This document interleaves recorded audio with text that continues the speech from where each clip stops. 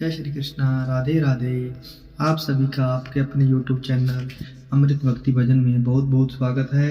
हिंदू धर्म में पूर्णिमा तिथि का बड़ा ही विशेष महत्व माना गया है। पूर्णिमा तिथि के दिन खास करके गंगा स्नान, दान पुण्य के कार्य करने का, दीप दान करने का, भगवान विष्णु के पूजन, भगवान सत्यनारायण का पूजन, पूर्णिमा का व्रत धारण करना, इन सभी का विशेष महत्व होता है। वहीं पे माघ पूर्णिमा तिथि के दिन खास करके माघ के महीने में जो कि प्रतिदिन गंगा स्नान किया जाता है। तीर्थों में, संगम आदि में जाकर के बहुत लोग जो कि कल्पवास भी करते हैं, तो कल्पवास जो भी करते हैं उन्हें इस दिन माघ मास व्रत का उद्यापन भी करना चाहिए। खास करके माघ मास की पूर्णिमा के दिन प्रातःकाल गंगा, यमुना, सरस्वती के संगम में अथवा किसी भी नदी में स्नान करके एवं पवित्र होकर उसी क्षेत्र में एक मंडप बना करके उसमें भगवान विष्णु की स्थापना करें। ब्राह्मणों को बुलाकर भगवान गणेश, अंबिका का पूजन करें। नवग्रह, इंद्रपालिक देवताओं का पूजन करें, स्थापना करें। इसके बाद भगवान सत्यनारायण का पूजन करें, कथा श्रवण करें। तत्पश्चात एक वेदी बनाकर वेदी के पश्चिम भाग में बैठकर तिल, चावल, जौ, गूगल, घी से हवन करें। इसके बाद ब्राह्मणों का वर्ण करें, उन्हें जो भी अंग वस्त्र हो उन्हें अवश्य ही प्रदान करें। बाद में स्वरोतोभद्र चक्र बनाकर ब्रह्मादि देवताओं का पूजन करें। वहाँ कलश के ऊपर स्वर्ण के लक्ष्मी विष्णु की मूर्ति स्थापित करें। ओम इदम विष्णु रीति इस मंत्र से आह्वान करके पुरुषोत्तक के मंत्रों द्वारा सुपाचाकर पूजन करें और पलंग के साथ 5 वस्त्रों तथा ब्राह्मण को लोटा, धोती, अंगूछा, छाता, खड़ाऊ, आसन, जनेऊ का जोड़ा अथवा स्वर्ण मुद्रा, तिल आदि का दान करें तथा गोदान करके विसर्जन करें। इसके पश्चात गीत, कीर्तन, वाद्याकी, मंगल गाने और उत्सव मनाएं। यथाशक्ति ब्राह्मणों को भोजन करवाएं, यथाशक्ति उनको दक्षिणा भी दें। जो मनुष्य माघ मास में माघ मास का महात्म का कथा श्रवण करें, गंगा स्नान करते हैं और इस विधि के अनुसार व्रत का उद्यापन करते हैं, तो इससे कुल के 7 जन्मों में किए गए संपूर्ण पाप भी नष्ट हो जाते हैं। उस मनुष्य को सुख, शांति एवं सौभाग्य प्राप्त होते हैं तथा सकल मनोरथ की सिद्धि होती है। माघ मास की पूर्णिमा तिथि पाल्गुन समय जो कि 1 फरवरी 2026 दिन रविवार सुबह 5:53 और पूर्णिमा तिथि की जो समाप्ति है वह 2 फरवरी 2026 दिन सोमवार सुबह 3:41 के पूर्णिमा तिथि की समाप्ति है। तो इस बार सूर्योदय अपनी के अनुसार और चंद्रोदय अपनी के भी अनुसार पूर्णिमा का व्रत, गंगा स्नान, दान पुण्य का कार्य आदि सभी कार्य 1 फरवरी 2026 दिन रविवार को किया जाएगा। तो जो भी पूर्णिमा का व्रत धारण करने वाले हैं, भगवान सत्यनारायण का पूजन करने वाले हैं, गंगा स्नान, दान पुण्य का कार्य करने वाले हैं, तो 1 फरवरी को इन कार्यों को करें। 1 फरवरी को ब्रह्म मुहूर्त का समय सुबह 5:33 से सुबह 6:33 तक होगा। सूर्य उदय का समय सुबह 6:41, सूर्यास्त शाम 5:43 तक होगा। राहु काल का समय शाम 4:19 से शाम 5:42 तक होगा। प्रातःकाल पूजा का शुभ मुहूर्त सुबह 5:04 से सुबह 6:41 तक होगा। उससे बाद फिर सुबह 8:03 से सुबह 9:26 तक होगा। शाम का पूजा का शुभ मुहूर्त शाम 5:42 से शाम 7:19 तक होगा। नक्षत्र पुष्य होगा रात्रि 11:19 तक। उसके बाद सर्वलेशा नक्षत्र होगा जो प्रीति होगा सुबह 10:18 तक। उसके बाद आयुष्मान योग होगा। चंद्रयोन का समय जो कि 1 फरवरी को शाम 7:10 होगा। पूर्णिमा तिथि के दिन चंद्रमा अपने पूर्ण रूप में होते हैं।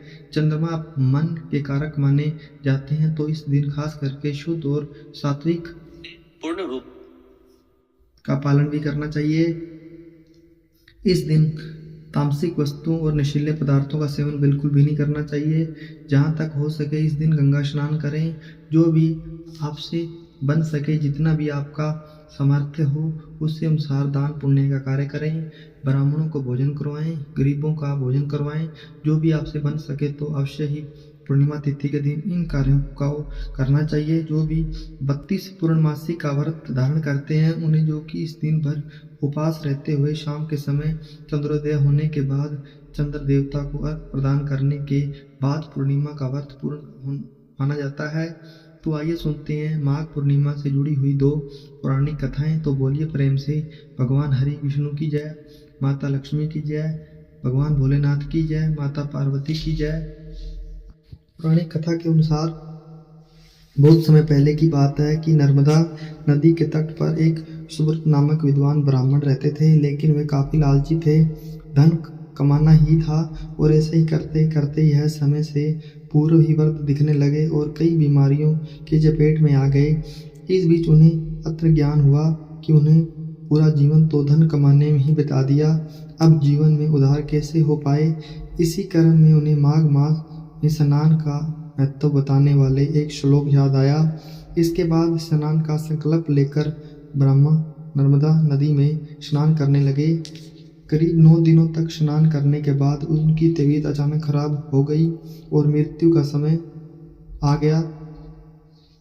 वे सोच रहे थे कि जीवन में कोई तो सत्कार्य मैंने किया ही नहीं, तो सत्कार्य न करने के कारण उन्हें नरक का दुख भोगना होगा। लेकिन वास्तव में मात्र 9 दिनों तक माघ मास में स्नान के कारण उन्हें मोक्ष की प्राप्ति हुई। दूसरी कथा के अनुसार कांत नगर में धनेश्वर नामक एक ब्राह्मण अपना जीवन भिक्षा मांगकर व्यतीत कर रहा था और अपना जीवन व्यापन कर रहा था। उसकी कोई संतान नहीं थी। एक दिन उसकी पत्नी नगर में भिक्षा मांगने गई, परंतु सभी ने उसे बांझ कहकर भिक्षा देने से इनकार कर दिया।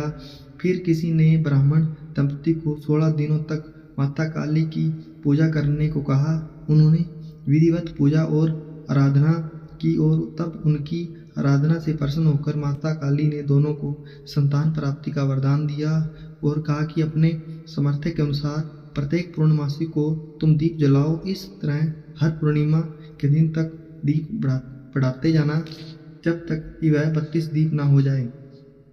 इसके बाद ब्राह्मण ने अपनी पत्नी को पूजा के लिए पेड़ से आम का कच्चा फल तोड़कर दिया और उसकी पत्नी ने पूजा की और फल स्वरूप एक गर्भवती हो गई। एक पुत्र ने जन्म लिया, इसका नाम एक देवदास रखा। देवदास जब बड़ा हुआ तो वह अपने मामा के साथ पढ़ने के लिए काशी भेज दिया गया। काशी में धोखे से देवदास का विवाह हो गया। देवदास ने कहा कि वह अल्प आयु है, परंतु फिर भी जबरन उसका विवाह करवा दिया गया। कुछ समय पश्चात काल उनके प्राण लेने के लिए आया, लेकिन ब्रह्मा दंपति ने पूर्णिमा का व्रत रखा था, इसलिए काल उसका कुछ भी बिगाड़ नहीं पाया।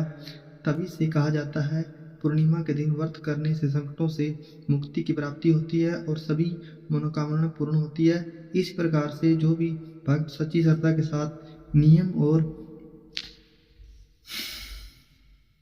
निष्ठा के साथ पूर्णिमा का व्रत करते हैं, इस दिन भगवान श्री विष्णु माता लक्ष्मी का पूजन करते हैं, उन्हें सभी सुख और कष्ट दूर हो जाते हैं तथा भगवान श्री विष्णु की कृपा से और माता लक्ष्मी की कृपा से उन्हें सभी प्रकार के सुख तथा समृद्धि की प्राप्ति होती है। पूर्णिमा और अमावस्या तिथि का अपना अपना बड़ा ही विशेष महत्व होता है। इस दिन खास करके गंगा स्नान करना, दान पुण्य का कार्य करना, अपने पितरों को निमित्त तिल आदि का तर्पण करना, यह बड़ा ही पुण्य फलदायक माना गया है। पूर्णिमा तिथि के दिन विशेष प्रकार से शुद्ध एवं सात्विक का पालन करना चाहिए। इस दिन जहाँ तक हो सके यह स्वयं बनाकर करना चाहिए। इस दिन किसी के ऊपर क्रोध नहीं करना चाहिए। अपने से बड़ों को सदा ही आदर और सम्मान करना चाहिए। अपने मन में किसी भी प्रतिर्षा या द्वेष भाव नहीं लाना चाहिए। महिलाओं को कभी भी अपमान नहीं करना चाहिए। यहाँ पर भी महिलाओं का अपमान होता है तो वहाँ से माता सती लक्ष्मी रुष्ट हो जाकर चली जाती है। इसलिए महिलाओं को कभी भी अपमान नहीं करना चाहिए। सदा ही धर्म कर्म या कार्य करना चाहिए। भगवत नाम का स्मरण भजन कीर्तन आदि करना चाहिए। इससे पुण्य फलों की प्राप्ति होती है। तो आशा करता हूँ ये जानकारी आपको अच्छी लगी हो। ऐसी ही ज्ञानवर्धक जानकारियाँ प्राप्त करते रहने के लिए हमारे चैनल पे लाल बटन दबाकर सब्सक्राइब करें, साथ में बेल आइकन घंटी को दबाएं ताकि आने वाली वीडियो का नोटिफिकेशन आपको समय से मिलता रहे। वीडियो को लाइक करें, शेयर करें। धन्यवाद।